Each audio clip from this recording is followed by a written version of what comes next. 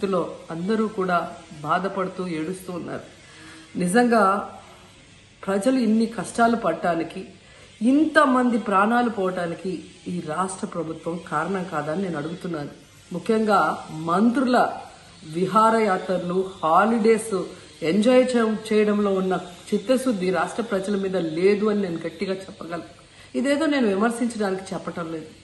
28వ తేదీనే 30వ తేదీలో వర్షాలు రాబోతున్నాయని చెప్పి వాతావరణం సమాచారం ఇవ్వటం జరిగింది ప్రభుత్వానికి.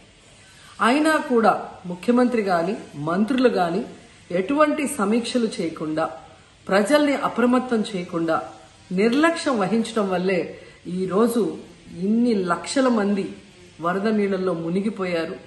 ఇంతమంది ప్రాణాలు పోగొట్టుకున్నారు. ఎంతమంది తిండి లేక, కరెంటు లేక, తాగునీళ్లు లేక, పసిబిడ్డలకి పాలు లేక ఎంత అవస్థలు పడుతున్నారో మనం అందరం కూడా గమనిస్తున్నాం.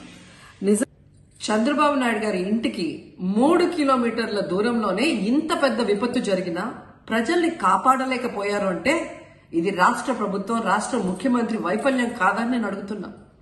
ఈరోజు కరకట్టు మీదున్న అక్రమ కట్టడాలని కాపాడటం కోసమే విజయవాడని ప్రజల్ని ముంచేశారు అనటంలో నిజం లేదా అని నేను అడుగుతున్నా.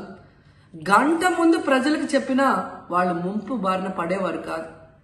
వాళ్ళని అప్రమత్తం చేసి ఒక సేఫ్ అయిన ప్లేస్ కి పంపించున్నా ఈరోజు ఇన్ని లక్షల మంది, దాదాపుగా 3 లక్షల మందికి పైగా 4 రోజుల పాటు కరెంటు లేకుండా, తిండి లేకుండా, చిన్న బిడ్డలకి పాలు లేకుండా ఈ విధంగా నీళ్లలో మునిగి అవస్థలు పడాల్సిన అవసరం లేదు. దురదృష్టం ఏంటంటే ఈ రాష్ట్ర ముఖ్యమంత్రి నుంచి మంత్రుల వరకు ఎప్పుడు ఫ్రైడే వస్తుందా, ఎప్పుడు హైదరాబాద్కి వెళ్దామా, లేదా ఎప్పుడు విహారయాత్రలకు వెళ్దామా అని ప్లాన్ చేసుకోవడంలోనే చిత్తశుద్ధిగా ఉన్నారనేది ఈ 5 రోజులు మీరు చూస్తే మీకే అర్థమవుతుంది.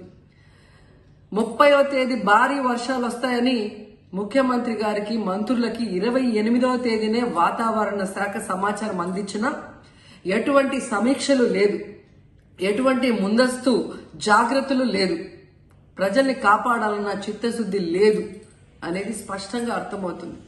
ఎందుకంటే ఈ రోజుటి వరకు 4-5 రోజులు ప్రజలకి తిండి అందించడంలో ఈ ప్రభుత్వం విఫలమైంది. కనీసం ఇది జరిగినప్పుడు సీఎం గారు పనిచేయట్లేదు, వయసు అయిపోయింది. డిప్యూటీ సీఎం గారు, పంచాయతీరాజ్ శాఖ మంత్రి గారు కనీసం తన శాఖను అప్రమత్తం చేసి ప్రజల్ని కాపాడాల్సిన బాధ్యత ఉన్నా ఈ రోజు 5 రోజుల వరకు ఆయన అసలు విజయవాడ వైపే రాలేదు. ఇక ఆ కాన్స్టిట్యున్సీ ఎమ్మెల్యే